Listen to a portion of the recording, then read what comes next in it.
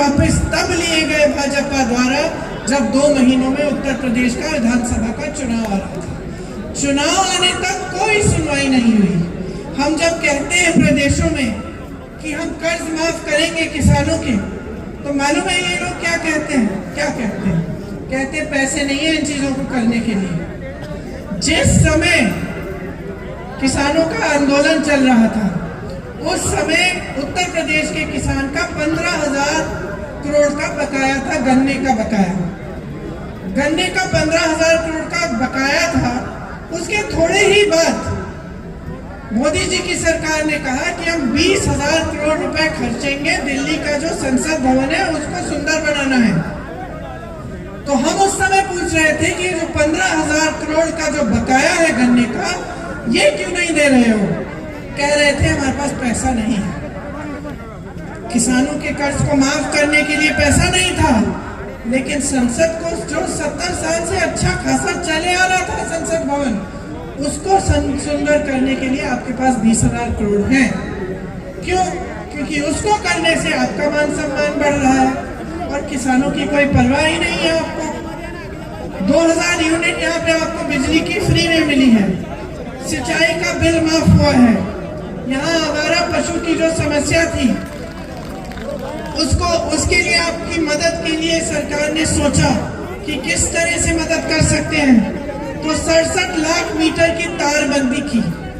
छत्तीसगढ़ में हमारी सरकार है, यही समस्या वहां थी, तो सरकार ने गोबर खरीदना शुरू किया, क्योंकि ये सोच थी कि अगर हम गोबर खरीदना शुरू करें तो लोग इस जानवरों को अपने घर में रख लेंगे, पाल लेंगे, क्योंकि उससे कमा लेंगे। तो बहुत उनकी सुविधा हुई। जो आवारा पशु घूम रहा था उसको लोगों ने रख लिया घर में, और सरकार ने गोबर खरीदी, गोबर गैस बनाया, अन्य चीजें की, तो सबका फायदा हो गया। इसी तरह से हमारी सरकार यहाँ कह रही है कि हमारी सरकार दोबारा बनेगी तो हम भी गोबर खरीदना शुरू करेंगे यहाँ पे, ताकि राजस्थान में भी ये समस्या हल हो सके। और ये लंपी की जो बीमारी आई थी, इस समय भी 40,000 प्रति गाय का मुआवजा मिला था आपको। अन्य जगह जहाँ इनके प्रदेश हैं वहाँ पे इस तरह के काम नहीं होते, हम खुद देखते आ रहे हैं। इसलिए मैं कहती हूँ बातों का वजन समझो। ये जब कहते हैं कि आपके लिए करेंगे, इनसे पूछिए ना किया क्या है। मध्य प्रदेश में 18 सालों से सरकार चली आ रही है, वहाँ पे स्कूल बंद हो गए हैं, वहाँ पे आवारा पशु की समस्या इतनी खराब हो गई है कि पूरी रात पूरे दिन पहरेदारी करनी पड़ती है खेतों की किसानों को। किसी ने सुनवाई ही नहीं की, किसी तरफ से इनकी सुनवाई नहीं है। इनकी जो है सोच जो है ना भाजपा की सरकारों की, आपको समझना पड़ेगा आज। इनकी सोच, इनकी जो विचारधारा है, ये इसके 2 पहलू हैं। सबसे पहले तो ये है कि जो गरीब है, जो मिडिल क्लास है, उसके लिए कोई सोच नहीं है। आपसे सींचना और आपसे खींचना और बड़े बड़े उद्योगपतियों को सींचना, ये उनकी नीति है। अब कैसे मालूम पड़ता है? आपके कर्ज माफ करने के लिए कहते हैं कि पैसे नहीं है। बड़े बड़े उद्योगपतियों के इन्होंने हजारों करोड़ माफ किए हैं। आज इनके राज में मेरे ख्याल से देश के इतिहास में कभी ऐसा नहीं हुआ होगा कि देश का किसान 27 रुपए प्रतिदिन कमाता है, और अडानी जी एक अडानी 16,000 करोड़ रुपए एक दिन में कमा रहा है। सोचिए ये पैसे आ कहां से रहे हैं? देश की सारी संपत्ति इनको दी जा रही है, सारे हवाई अड्डे, सारे बंदरगाह, बड़ी बड़ी कंपनियां जिससे आपको रोजगार मिलते थे, ये सारा इनके बड़े बड़े उद्योगपति मित्रों को मिल रहा है। यहाँ सरकारी कर्मचारी रो रहा है, कह रहा है भाई पुरानी पेंशन दे दो हमें वापस। 20 साल से हम मेहनत करते हैं, 20 सालों के लिए हर महीने आप हमारा पैसा काटते हैं पेंशन के लिए। हमारी मेहनत, हमारी कमाई आप हर महीने काटते हैं। 20 सालों के बाद हमें सुरक्षा चाहिए। जैसे पहले हमें पेंशन के पैसे हमें दिए जाते थे, उसी तरह से दीजिए। ये लोग क्या कर रहे हैं? पेंशन के पैसे इकट्ठे करके उनका निवेश कर देते हैं। अब सरकारी कर्मचारी कह रहा है कि भाई ये मेरे पैसे हैं, मेरी 20 साल की कमाई है जो आपने हर महीने काटी। आप इसका निवेश कहीं गलत जगह कर लिए और ये पैसे आप गवा दें तो मेरा क्या होगा, मेरी कमाई का क्या होगा? सरकारी कर्मचारियों की कोई सुनवाई नहीं है। इनके हर प्रदेश में नई पेंशन स्कीम चल रही है, कांग्रेस के हर प्रदेश में पुरानी पेंशन स्कीम चल रही है। राजस्थान में है, हिमाचल में है, छत्तीसगढ़ में है, हर जगह, कर्नाटका में हर जगह पुरानी पेंशन की स्कीम। हम नहीं कह रहे कि पैसे नहीं है, हम कह रहे हैं हम पैसे ढूंढ के निकालेंगे। इसके लिए हम कह रहे हैं हमें कर्ज माफ करना है, हम पैसे ढूंढ के निकालेंगे। अब इनकी सोच देखिए, मेरी बहनें बैठी हुई हैं, महिलाओं के लिए यहाँ पे आपकी सरकार ने बहुत किया है। सबसे पहले तो आपके लिए महंगाई की राहत कैंप बनाए।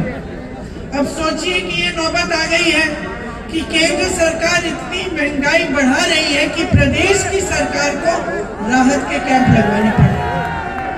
सिलेंडर आपको 500 में मिल रहा है, 1 करोड़ लोगों को बिजली में की बिल जो शून्य हो गई, इंदिरा रसोई बनाई गई, 8 रुपए में आपको भरपेट भोजन मिलता है, 40 लाख मोबाइल दिए गए महिलाओं को, छात्राओं को स्कूटी देने का काम शुरू हुआ है, केजी से पीजी तक निःशुल्क शिक्षा महिलाओं के लिए, सरकारी बसों में आधा किराया, सरकारी नौकरियों में 30% आरक्षण, 10वीं पास होने पर 10,000 रुपए, 12वीं पास होने पर 20,000 रुपए।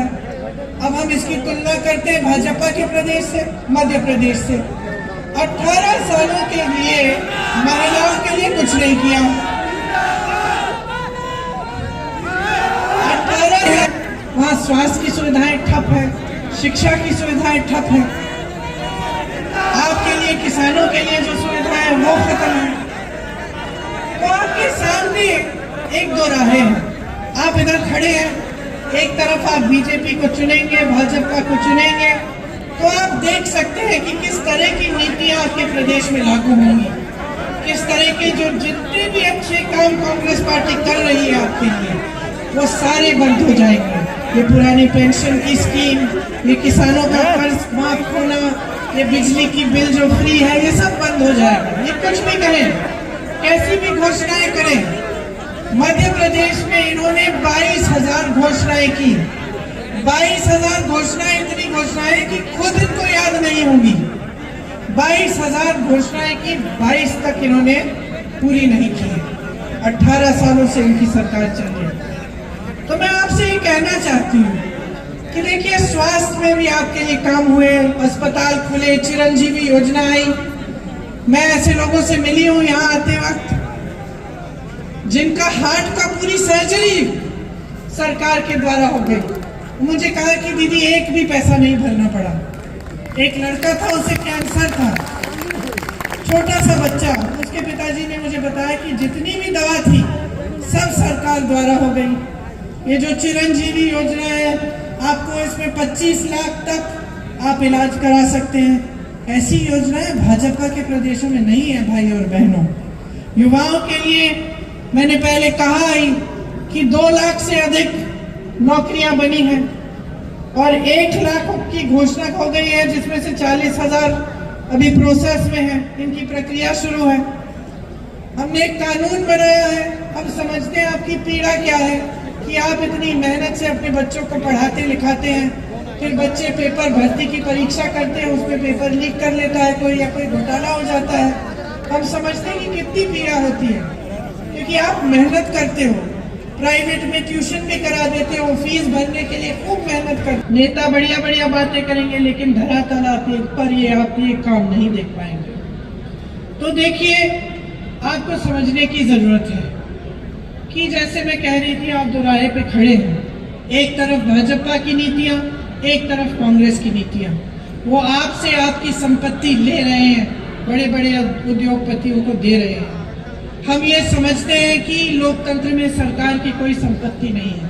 हम समझते हैं कि सरकार की पूरी संपत्ति जनता की होती है।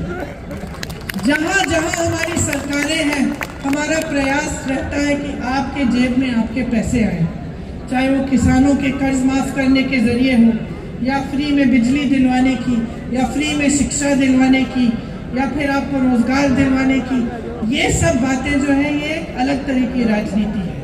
ये राजनीति ऐसी है जो ग्राम को, गांव को मजबूत करने वाली राजनीति है, आपके हाथों में शक्ति देने वाली राजनीति है। इसलिए जो हम अगली सरकार में जब हम कह रहे हैं कि अगर सरकार बनेगी तो हम कुछ गारंटी लाएंगे, वो भी हम इसी सोच से ला रहे हैं। एक तो ये जो ओपीएस है, पुरानी पेंशन की स्कीम, इसको हम कानून द्वारा लागू करेंगे, मतलब कानूनी गारंटी होगी ये।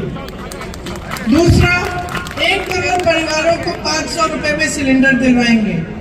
महिला मुखिया को 10,000 रुपए सालाना दिलवाया जाएगा, तो परिवार की महिला मुखिया होती है। 2 रुपए प्रति किलो गोबर को खरीदा जाएगा आपसे, मतलब कि वही जो हमने छत्तीसगढ़ में लागू किया यहाँ लागू होगा, ताकि ये जो आवारा पशु की जो समस्या है थोड़ी कम हो जाए। सरकारी कॉलेज में जो फर्स्ट ईयर के छात्र हैं उनको लैपटॉप और टैबलेट दी जाएगी। आपदा से पीड़ित जो परिवार हैं उनको 15 लाख तक फ्री बीमा मिलेगा। की लड़ाई जब लड़ी तो किस लिए लड़ी? नेताओं ने अपने लिए तो नहीं लड़ी कि वो आजाद होंगे, आपके लिए लड़ी कि जनता आजाद होगी, जनता अपना शासन खुद करेगी, स्वराज जिसको कहते थे। इसका मतलब है कि गांव में मजबूती आएगी, आप सशक्त बनेंगे। और सबसे बड़ी चीज लोकतंत्र में आपको क्या दी गई? आपका वोट। और ये जो वोट है ना, इसको धर्म के आधार पर, जाति के आधार पर, इन पे डाल डाल के आप खुद अपना नुकसान कर रहे हैं। और नुकसान मैं इसलिए कह रही हूं क्योंकि ये बातें राजनीति में इनका इस्तेमाल हो रहा है। आपके लिए नहीं कह रहे हैं ये बातें, ये आपके जज्बातों को उभारने के लिए कह रहे हैं कि देखो चुनाव आएगा, हम मंच पे खड़े हो जाएंगे, हम धर्म की बातें कर लेंगे, हमको वोट मिल जाएगा। और जहां जहां इनकी सरकारें हैं, मैंने एक अनोखी चीज देखी है, आपको बताना चाहती हूँ। मैं छत्तीसगढ़ के मुख्यमंत्री जी से बातचीत कर रही थी, तो हम दोनों ये बात कर रहे थे कि जैसे छत्तीसगढ़, राजस्थान जैसे प्रदेश हैं, उसमें सरकार की एक जवाबदेही बनी हुई है। मतलब जो नेता है, मुख्यमंत्री है, मंत्री है, वो जानता है कि जनता को जवाब देना पड़ेगा। हम काम कर रहे हैं, काम के आधार पर हम जाके वोट मांगेंगे तो काम तो दिखाना पड़ेगा, है कि नहीं? और हम ये बात कर रहे थे कि अनोखी बात यह कि जहां भाजपा की सरकार है उन्हें ये एहसास नहीं है। जहां भाजपा की सरकार है वो नेता सोचते हैं कि उन्हें काम करने की कोई जरूरत नहीं है, क्योंकि वो काम के आधार पर वोट मांगने नहीं आते, धर्म के आधार पर आते हैं। तो वो सोचते हैं कि भाई हमें तो वोट मिलना ही है, हम धर्म की बातें कर लेंगे, अच्छी अच्छी बातें, लोग हमारी बातों को मान जाएंगे, लोगों के जज्बात जुड़ जाएंगे हमसे, तो काम करने की क्या जरूरत है?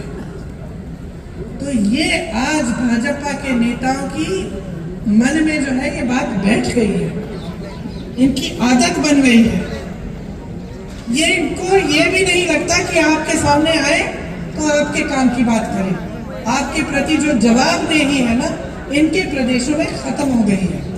तो मैं सिर्फ आपसे एक बात कहना चाहती हूँ कि भाई जवाबदेही मांगो। आज कांग्रेस की सरकार ने आपके लिए काम करके दिखाया है, आपकी सहायता की है, आपको मदद मिली है। जितनी भी केंद्र सरकार की वजह से जो महंगाई बढ़ी, जो बेरोजगारी हुई, जो परेशानियां आई, आपकी सहायता करके प्रदेश की सरकार ने उनका सामना करने के लिए आपको मजबूत बनाया।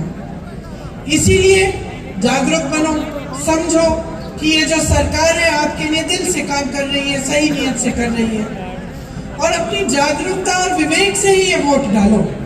एक बहुत बड़ी जिम्मेदारी है, इसको नकारो मत। कोई आकर फिजूल की बातें करे, आपके सामने इधर उधर की बातें करे, इनकी बात मत मानो, बहुत हो गया है।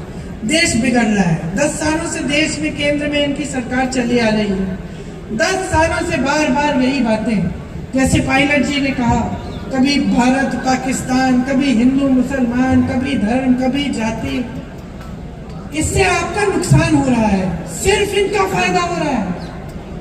सोच लीजिए, एक दूसरे को लड़ाने में कभी आपका फायदा नहीं होता, कभी किसी गरीब का फायदा नहीं होता। लड़ाइयाँ झगड़े होते हैं, घृणा होती है, समाज में फूट फैलती है, तो आपका नुकसान होता है। आपने कभी देखा है कि किसी नेता का नुकसान हुआ?